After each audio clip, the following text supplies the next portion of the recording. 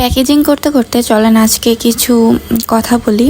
মানে যে কোশ্চেনগুলো আমি সবসময় পেয়ে থাকি, যেগুলো আপুরা আমার কাছে অলওয়েজ আস্ক করে, সেটা হচ্ছে যে আপু এই রঙটা স্থায়ী তো?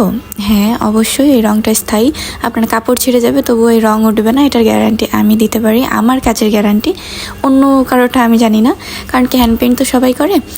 আর তারপরে অনেকেই কোয়েশ্চেন করে যে আপু তুমি কি হোম ডেলিভারি দিয়ে থাকো? হ্যাঁ, একদম, মানে সারা বাংলাদেশ ফুল হোম ডেলিভারি।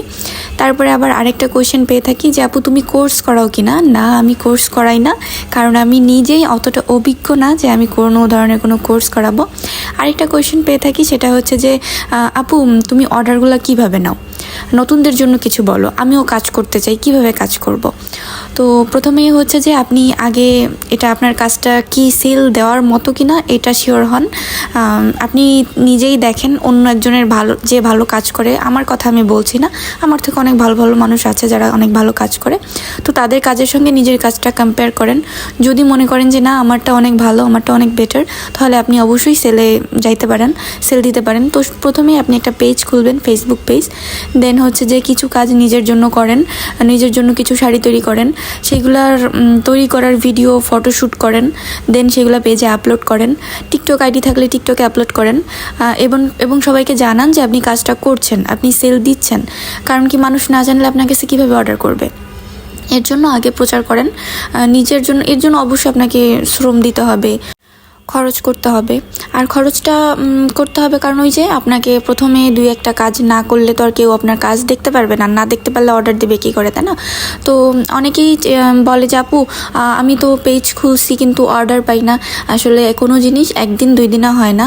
আমি কিন্তু পেজ খুলেছি সেই 2021 সালে 20 সালের দিকে, তো তখন থেকে কিন্তু আমি এখনও অবধি লেগে আসি। এখনও যে আমি হিউজ পরিমাণে অর্ডার পাই তেমনটা না, কারণ কি আমি যে কাজ পারি এটাই অনেকে জানে না। তো আমার পেজ কোনো ধরনের কোনো বুস্ট করা না, আলহামদুলিল্লাহ অর্গানিকভাবেই হচ্ছে যে 5,000-এর মতো ফলোয়ার হয়েছে। তো যদি বুস্ট করতাম পেজ বা পোস্ট, তাহলে কিন্তু আরও অনেক অনেক বেশি অর্ডার আসতো।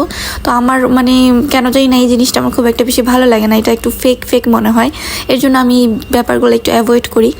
তো যাই হোক, যতটুকু আমার ইউটিউব ফেসবুক যতটুকু আছে ততটুকুই আমার হচ্ছে নিজস্ব অর্গানিকভাবে।